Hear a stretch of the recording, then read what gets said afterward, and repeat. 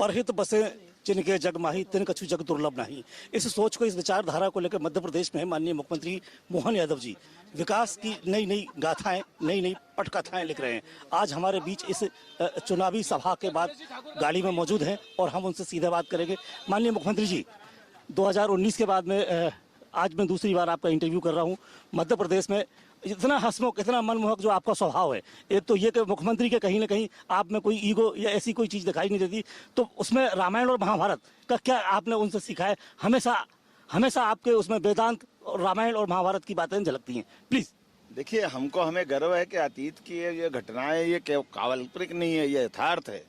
कांग्रेस इनको काल्पनिक बताती हुई भ्रम पैदा करती है, अश्रद्धा पैदा करती है। मुझे इस बात का दुख है, लेकिन मैं अपने जीवन काल में ऐसे सभी धार्मिक संदर्भों को याद करके इनसे नए समय में कैसे सीख सकते हैं उसकी रास्ते ढूंढता हूं। और मैं क्या, पूरा देश मानता है, कांग्रेस के मानने नहीं मानने से कोई बचता नहीं। और मैं उम्मीद करता हूं कि कांग्रेस भी सबक लेगी इन सब बातों से। सुदर्शन न्यूज ने मध्य प्रदेश की जमीन पर जाकर एक चीज देखी है। भारतीय जनता पार्टी की जो नीति और रीति है, अंतिम पंक्ति के व्यक्ति तक योजनाओं का और अच्छाइयों का कैसे लाभ पहुंचे, उन लोगों को अच्छी योजनाओं से, पार्टी की विचारधाराओं से कैसे कनेक्ट किया जाए, उन सारी चीज़ों को जमीन पर, धरातल पर माननीय मुख्यमंत्री मोहन यादव जी ने उतारा है। हम उनसे जानना चाहेंगे, सर, इस चीज़ में डॉक्टर पंडित दीनदयाल उपाध्याय जी की जो नीति है, उसके अनुरूप आप कैसे कर पा रहे हैं काम? देखिए, भारतीय जनता पार्टी की प्रशिक्षण की इतनी बढ़िया पद्धति है कि कार्यकर्ता उस बात को समझता है कि जो हमारा उद्देश्य अंतिम गरीब से गरीब व्यक्ति के जीवन में बदलाव लाना, और इसी नाते से लगातार हम काम करें। और अब तो यशस्वी प्रधानमंत्री नरेंद्र मोदी जी, या हमारा स्वयं का उदाहरण है कि हम बहुत गरीब या सामान्य परिवार से निकल के आते हैं। ऐसे में इसके कष्ट तो हम ही जानेंगे, ये नेहरू परिवार कैसे समझ सकता है। इसीलिए कांग्रेस इस सब जड़ों से कट गई और कांग्रेस बहुत लिमिटेड हो गई, बहुत थोड़ा सा उसका आधार रह गया। लेकिन भारतीय जनता पार्टी विश्व की सबसे बड़ी पार्टी हो गई। इसका बड़ा कारण ही है कि भाजपा सबका साथ, सबका विकास, सब में विश्वास और सबका प्रयास में विश्वास करती है।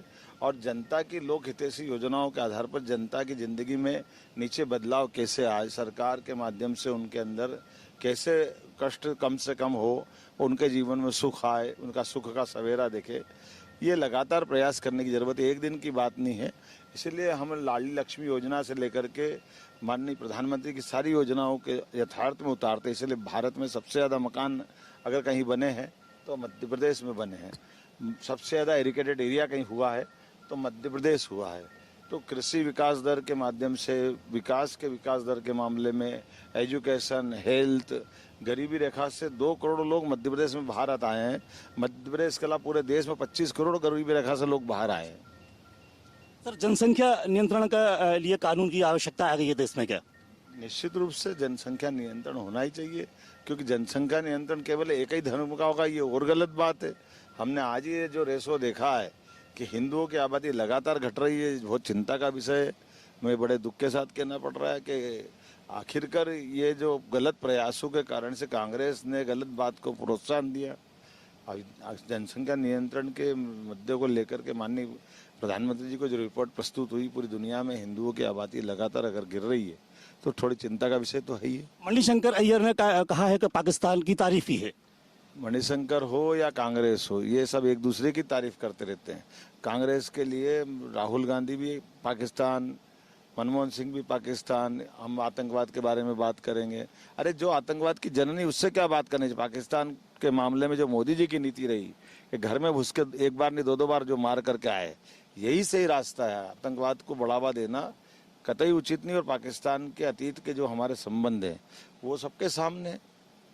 बहुत धन्यवाद। हमारे बीच मौजूद थे मध्य प्रदेश के यशस्वी मुख्यमंत्री माननीय मोहन यादव जी। राम स्वरूप शर्मा, सुदर्शन न्यूज, भोपाल।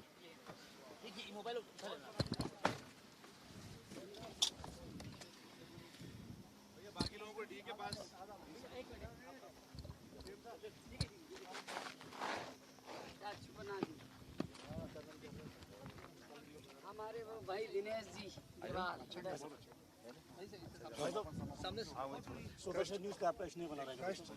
कष्ट के लिए क्षमा। अरे प्रयास करा के अच्छा से। ठीक है। वाह दीदी। भैया कोठारी जी।